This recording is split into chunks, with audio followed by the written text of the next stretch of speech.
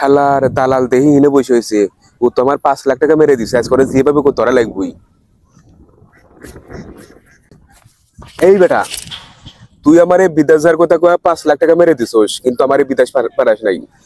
আরে ভাই, আমি তোমারে বিদেশ পাঠামু, তোমারে আমি মেলা খুঁজছি, তোমারে আমি পাই না, তুমি কোথাও উদা হয়ে গেছিলা। এখন সমস্যা হয়েছে কি ভাই, তোমার যে দেশে পাঠাবার চাইছিলাম ওই দেশে এমন সমস্যা, বাংলাদেশের যে অস্থিতিশীল অবস্থা, ওই দেশেরও ওই অস্থিতিশীল অবস্থার কারণে দেশে তোমার পাঠাইতে পারি নাই।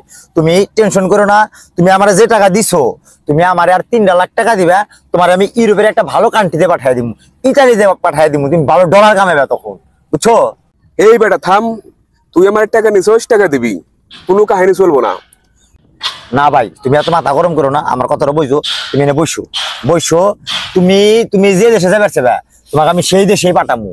তুমি ইউরোপ কান্ট্রি যাও, ইতালি যাও, অস্ট্রেলিয়া যাও, আমেরিকা যাও, সুইজারল্যান্ড যাও, যেখানে যাবে চাও তোমাকে আমি হেনে পাঠামু। তুমি আমাকে সময় দাও, আর তোমার যে বাকি যে টাকাটা দেওয়ার কথা ছিল ওই টাকাটা তুমি আমাকে দাও, তোমাকে আমি না ভাই, আমি তোমার আর কোনো কথাই রাখতে পারবো না।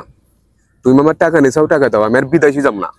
এর আগেও আমি একজনের কাছে টাকা দিছিলাম, তোমারে বলছি যে দালালে টাকা মেরে দিছি, তুমি বলছো যে তুমি আমার বিদেশ নিয়ে যাবে, তুমিও টাকা মেরে দিলা, তোমারও বিশ্বাস করে টাকা দিছি, তুমি এইভাবে করতে চাও, যার কারণে ভাই আমার বিদেশ যাবো না। ভাই তুমি আমার টাকা নিছাও, কিভাবে টাকা দিবে ওটা আমি বুঝি না, টাকা দাও।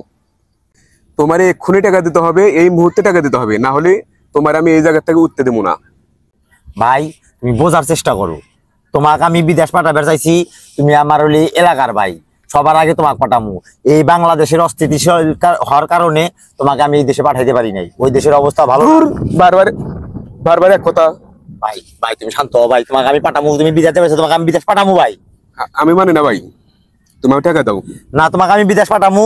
আমি আর বিদেশ যাবই না, তোমার লগে 3 মাস ধরে আমার দেখা হয় না, এরপরে যে দেখা হবে আর কোনো মানে নাই। তুমি এই মুহূর্তে টাকা দিবে, আমি আর বিদেশ যাবো না, শেষ। টাকা বহুত মারা খাইছি, এ ভুল আর করতে চাই না। তোমারে পাইছি, তুমি টাকা দিবে। আর তুমি যদি টাকা না দাও, তাহলে আমাদের চেয়ারম্যান আছে, তার কাছে বিচার দেবো, কিভাবে টাকা নিতে হয় এটা আমি জানি। ভাই তুমি মাথা গরম করো না, তোমাকে আমি বলছি, তোমাকে আমি বিদেশ পাঠামু, তুমি বিদেশ চলে যাবে গা, তুমি আর অল্প করে দিন ধৈর্য ধরো। আর 5 লাখ টাকা দিছো, আর 3 লাখ টাকা তুমি গোস করে রাখো, তোমাকে আমি ইউরোপের ভালো একটা কান্ট্রিতে পাঠিয়ে দিব, তখন তুমি ভালো টাকা ইনকাম করতে পারবে। বারবার এক কথা, চল চেয়ারম্যানের কাছে চল। ভাই ভাই আমার কথা বোঝো, শোনো, চেয়ারম্যানের কাছে বিচার দিয়ে কি হবো, আমরা হইলাম ভাই ভাই, আমরা এক এলাকার মানুষ, তোমার বিপদে আমি দেখবো, আর তোমার বিপদ, তোমার বিদেশ যাবে আমি বিদেশ পাঠাবো, এরকম চেয়ারম্যানের কাছে বিচার দিয়ে কি হবো কও? আমি তো বলছি তোমাকে আমি বিদেশ পাঠাবো ভাই।